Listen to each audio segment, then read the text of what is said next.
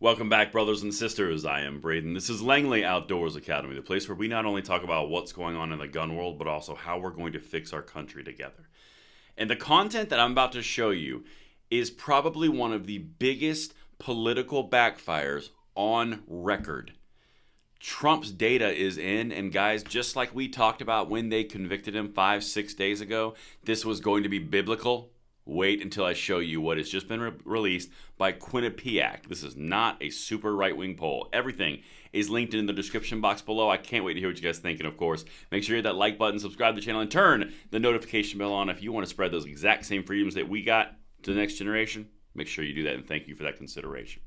And guys, the shirt, the special order, the limited design, the don't nobody likes a Glock block shirt. Yeah, we're coming to the point where we're have to close down the sales. It's coming up on Friday. So if you had your eye on this shirt, check it out. It's in the description box below. The perfect gift for Father's Day. And if you don't want something for Father's Day and you just want to look real good and real great while you stick it to the gun controllers, this shirt's for you. It's linked right down there in the description box, and so many people have jumped on, and you guys are amazing for that. But if you want it, make sure you check it out because it will be gone Friday. With that said, let's get it because, oh, beautiful people. The first thing that I want to say is we called this, you and I together, and a lot of other people did too, to be fair. I'm not just saying, I'm not putting my flag on it, but I'm just saying we talked about it. When they convicted Trump, there was going to be an unleashing of support that came out of nowhere. First, we saw it with $200 million raised in under 48 hours. That's a thing. So he became the fund leader in this race. And now the first polls are coming out. Guys, this is what I was talking about. People are so pissed and tired of the system being weaponized against everyday Americans and presidents and political opponents. This is what you're seeing. Okay, this has become beyond Trump. This is now against the system. Check this out. This is the first national poll coming in today from 538. Now, 538 is like Nate Silver. This guy's not right-leaning, all right? They have him 1.2% up post-conviction.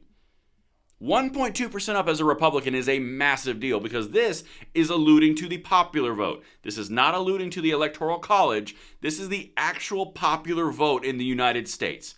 1.2%. Okay? That's for a baseline. Now, I want to show you from the article with all the stuff is linked.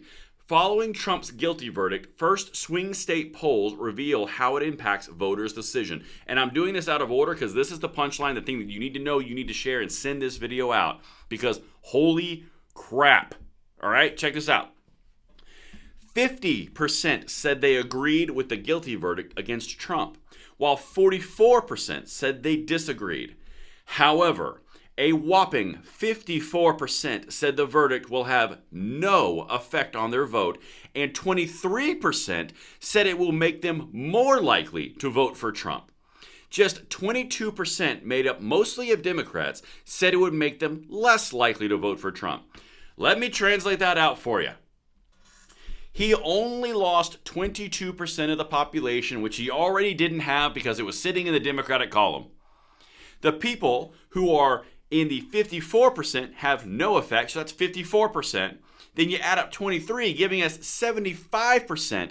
That will make it more likely. Guys, you're sitting at either indifferent or more likely. This is massive.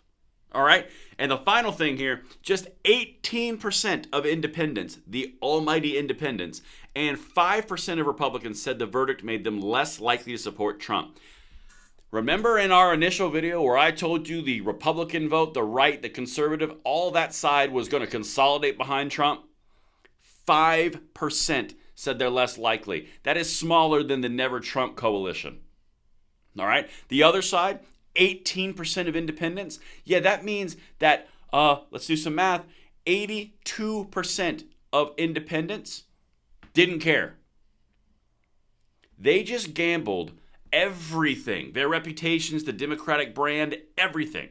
Senators jumping ship, constituencies jumping ship, demographic bloc supports jumping ship for that result.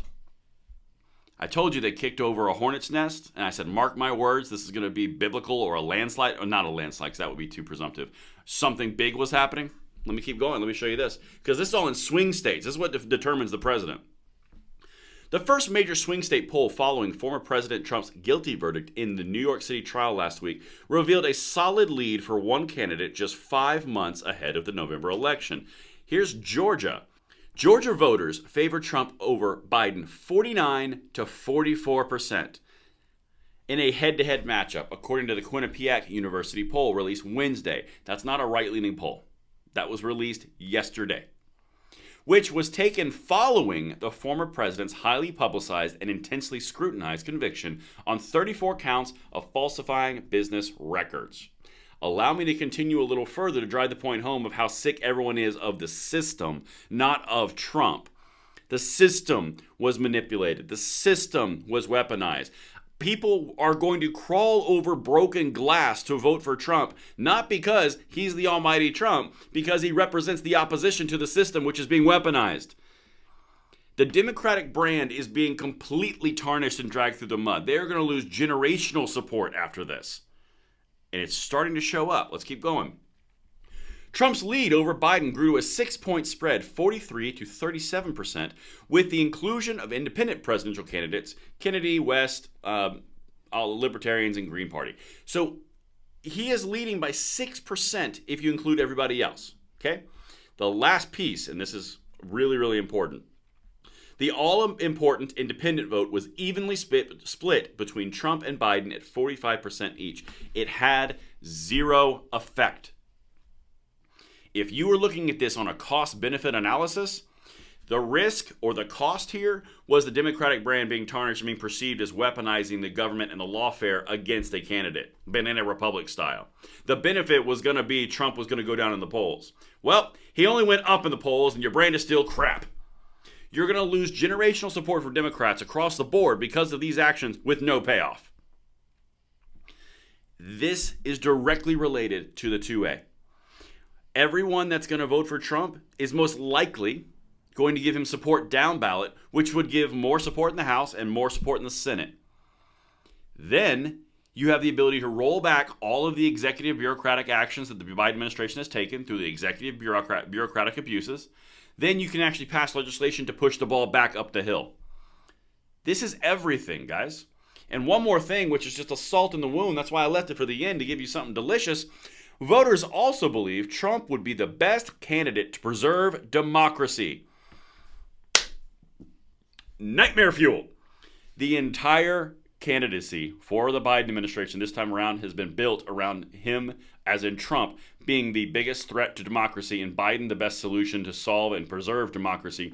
And those are the results that Trump is winning 49 to 46 on preserving democracy.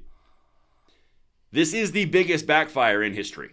Just letting you know, there's a long way from here to November, but as of right this second, this is biblical. And that's what I've got for you guys. Let me know what you think in the comments below, and I will see you on the next one. I'm Braden. See you later.